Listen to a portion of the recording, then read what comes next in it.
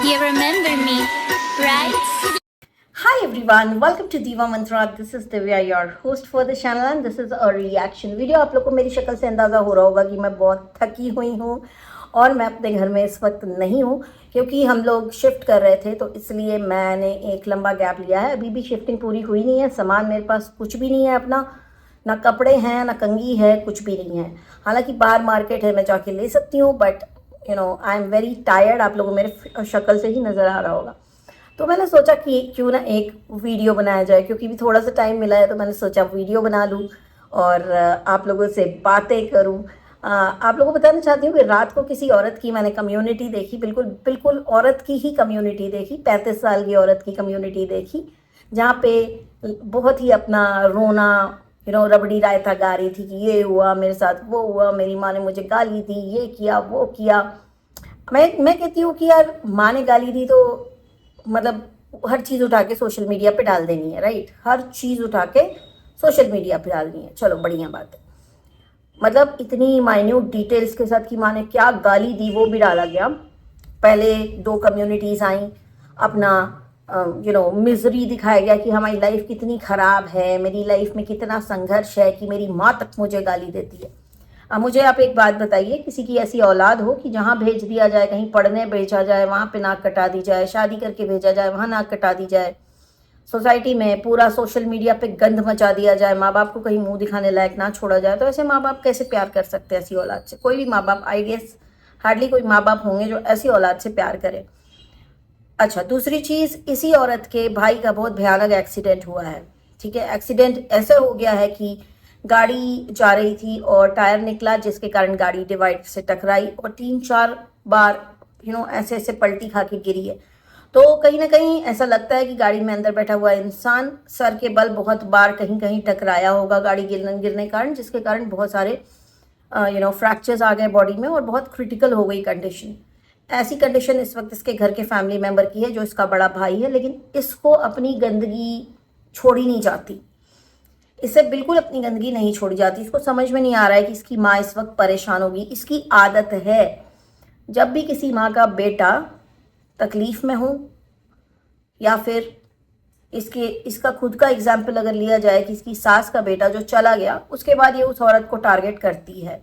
जब ये देखती है कि मेंटली इस समय ये औरत बहुत ही, जिसको कहते थे ब्रेक डाउन हो चुका है इसका, ऐसी औरतों को टारगेट करना इसका काम है और ये अभी भी वही कर रही है। इस वक्त और किसी को नहीं, अपनी खुद की माँ को कर रही है। इसके पहले इसने अपनी सास को किया, अभी अपनी माँ को गाली दे रही है। चलिए आपको एक बहुत इंटरेस्टिंग चीज़ बताती हूँ कि अपनी भाभी को भी ये आर वर्ड वाली गालियाँ दिया करती थी, आर वाली गाली देती थी और एक चीज़ हमेशा लिखती थी कि मेरा मेरे बड़े भाई से रिश्ता ख़त्म। ठीक, तो वो सारी चीज़ें कहाँ जाएंगी? यूनिवर्स में घूमती रहती हैं और लगी हुई हैं एकदम पीछे, इसी के पीछे लगी हैं। अभी इसका भाई उस क्रिटिकल स्टेज से बाहर भी नहीं आया है और उसने अपनी माँ को यही वाली गालियाँ देनी शुरू कर दी हैं और वो चीज़ ये शान से कम्युनिटी पे बता रही है और उसमें अपना अबलापन ऐड कर रही है कि क्योंकि वो मुझे ऐसी गाली देती है। तो भाई तेरे काम ऐसे होंगे ना, बेवजह कोई किसी को गाली नहीं देता ना, तेरे काम ऐसे होंगे। बाकी तेरे काम कैसे हैं? तुझे खाना खाना नहीं आता है, तू खाना खाती तो कपड़ों पे गिरता है, इतनी बड़ी तू अधेड़ उम्र की औरत हो चुकी है, तो कोई भी तेरे को देखेगा तो वो बहुत ही शॉक्ड हो जाएगा कि ये क्या, इसने कुछ जिंदगी में सीखा ही नहीं क्या आज तक? तो अगर ये वाली सारी चीजें हो रही हैं, अगर तुम्हारी मम्मी तुम्हें गाली दे रही हैं, तो तुम क्यों नहीं अवॉइड कर देती हो? क्यों नहीं कमरा छोड़ के बाहर चली जाती हो? तो तुम भी उनको पलट के गाली दे रही हो। तुमने देख लिया कि तुम जब अपनी भाभी को यही गाली देती थी, आज तुम्हारे भाई की क्या दुर्गति हुई है। सब तुम्हारी जुबान का ही असर है और किसी की जुबान का असर नहीं है। तुम्हारी बोली हुई चीज़ें घूमती रहती हैं तुम्हारे आसपास, तुम जहाँ जाती हो वहीं वाली वो सारी चीज़ें होने लगती हैं। अब आज तुम अपनी माँ को ये वाली गाली दे रही हो, मतलब चाहती क्या हो तुम? और फिर ये कहना कि इनका तो कभी मुझसे लगाव ही नहीं था, ये खरपतवार, ये वो, पता नहीं क्या क्या बकवास कर रही है कम्युनिटी में बैठ के। और जब हिम्मत है नहीं ना कम्युनिटी को रखने की, तो छापो ही मत, और जब छाप दी है तो रखो उसको। तुम नहीं रखोगे तो हम रखेंगे, क्योंकि क्या होता है ना गाइस, लोगों को लगता है कि ये बड़ी अबला है, ये बड़ी सीधी है, ये एकदम गाय हैं, ये घास चरती हैं और इनको लोग परेशान करते हैं, जबकि ऐसा है नहीं। इनकी लैंग्वेज आप खुद देखिए, हर औरत के लिए इसकी यही लैंग्वेज है। क्या माँ, क्या सास, क्या फेलो यूट्यूबर्स, क्या दोस्त, क्या भाई, क्या भाभी, सबके लिए सेम लैंग्वेज है इस औरत की। तो जिस इंसान को सबसे इसी तरह की तकलीफ है कि रिश्ता खत्म, मेरे पैसे से क्यों तुमको इतना लगाव था, ये था वो था, क्यों था, ऐसी औरत को देखने वाले लोग बहुत महान होते हैं, बहुत ही महान होते हैं। इसके अंदर भगवान का डर ही नहीं है। इसको लगता ही नहीं कि भगवान नाम की कोई चीज़ है, ऊपर से कर्मा नाम की कोई चीज़ है। भाई जब स्टार्ट होता है तो वो बहुत ही उल्टा सीधा उसका कैलकुलेशन होता है, समझ नहीं आता कहाँ से जाके किसको लगेगी आपकी बोली हुई बात। इसलिए कहते हैं बहुत सोच समझ के बोलना चाहिए। ठीक, तो इस वाहियात औरत को और इसके परिवार वालों को मैं यही बोलूँगी कि अगर आपके घर में किसी फैमिली मेम्बर की कंडीशन इतनी क्रिटिकल है, वहाँ पर ऐसे रायता फैलाने वाली औरत को लेकर के जाना ही नहीं चाहिए था, पहली चीज़। और अगर आप जा चुके हैं उसके बाद ये सब लड़ाइयाँ कर रही हैं, इंक्लूडिंग हर मदर, इन दोनों को वापस भेज दो, वरना ये अपना अलग ही राग अलापेंगी, अपना अलग ही लड़ाई झगड़ा करेंगी, अलग ही माहौल ख़राब करेंगी। अभी एक इंसान जो इन सब चीज़ों में लगा है, जो फॉर्मेलिटीज़ में लगा हुआ होगा, वो इनको संभाले या हॉस्पिटल की फॉर्मेलिटीज संभाले या अपनी भाई की कंडीशन देखे। तो मेरे ख्याल से ऐसी गंदी औरतों को तो घर वापस भेज देना चाहिए। दोनों लड़ रही हैं, दोनों को भेज दो, चाहे अपने घर में जाके जितनी लड़ाई करनी है लड़ें, सड़क पे लड़े और चौराहों पे लड़े, जहां मन में आए वहीं पे बैठ के लड़ें। पर ऐसी कंडीशन में जहां पे एक इंसान जिंदगी और मौत से जूझ रहा है, वहां पे ये औरतें एक दूसरे को आड़ बुला रही हैं। ये फैमिली होती है, ऐसी होती है फैमिली? मुझे तो नहीं लगता, मैंने तो कभी देखी नहीं है ऐसी फैमिली। भाई मुझे आश्चर्य होता है। ठीक है, इसके ऊपर मैं इतना ही बोलूँगी क्योंकि इससे ज़्यादा गंदी औरत मैंने अपने पूरे जीवन में देखी नहीं है, और इसकी गंदगी के तो कोई मतलब सिर पैर है नहीं। कहीं से भी किसी को भी गाली देती है। एक सेकेंड, बाहर कोई टमाटर बेच रहा है 100 रुपये में 3 किलो।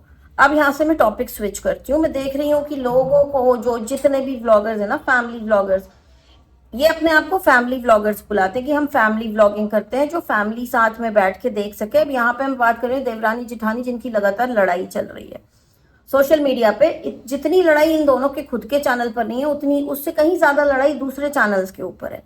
यहाँ पे मैं यही बोलूंगी कि ये दोनों पढ़ी लिखी हैं, दोनों अच्छे घर की औरतें हैं।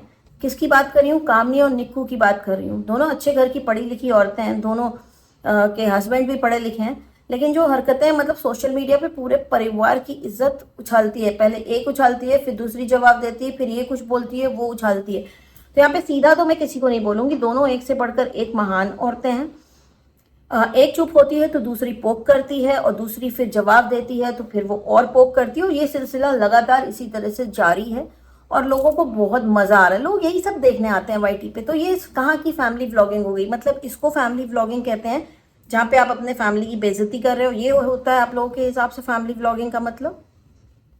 आप लोगों के दिल में कोई इज्जत नहीं है, कोई शर्म नहीं है कि आपकी फैमिली के बारे में लोग 4 बात करेंगे? भाई आजकल की डेट में जितने भी फैमिली व्लॉगर्स हैं, 95% फैमिली व्लॉगर्स यही सब कर रहे हैं, और जो 5% बचे हुए अच्छी व्लॉगिंग कर रहे हैं वो बहुत ऊपर जा चुके हैं। और ऐसे भी बहुत से व्लॉगर्स हैं जो बहुत ऊपर जा चुके हैं, लेकिन उसके बाद भी अपनी फैमिली की बेइज्जती करने का एक मौका नहीं छोड़ते वो लोग। इसलिए मैं प्रेफर नहीं करती कि फैमिली व्लॉगिंग देखी जाए या की जाए, करना ही नहीं चाहिए। इनके ऊपर मैं और भी बोलूँगी, लेकिन क्योंकि मेरे पास इस वक्त कुछ भी नहीं है, ना मेरे पास मेरा ट्राइपॉड है, ना मेरे पास कंघी है, कुछ भी नहीं है, मैं अपने घर पे नहीं हूँ, मेरे पास मेरे घर का सामान नहीं है, इसलिए मैं अभी ज़्यादा लंबा वीडियो नहीं बना रही हूँ।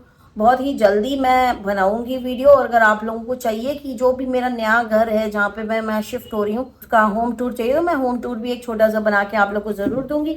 आज का मेरा ये वीडियो इतना ही। बहुत ही जल्दी मैं मिलती हूँ आपसे नेक्स्ट वीडियो के साथ, और नेक्स्ट वीडियो के साथ मिलूंगी तो आई होप कि मैं अपने घर पे रहूँ और वहाँ से मैं अपना वीडियो बनाऊँ। तो जब तक मैं आऊँ नए वीडियो के साथ, तब तक आप लोग अपना प्यार ऐसे ही बनाए रखिएगा, एंड मिलती हूँ आपसे बहुत ही जल्दी नेक्स्ट वीडियो के साथ। तब तक के लिए जय महाकाल। I can see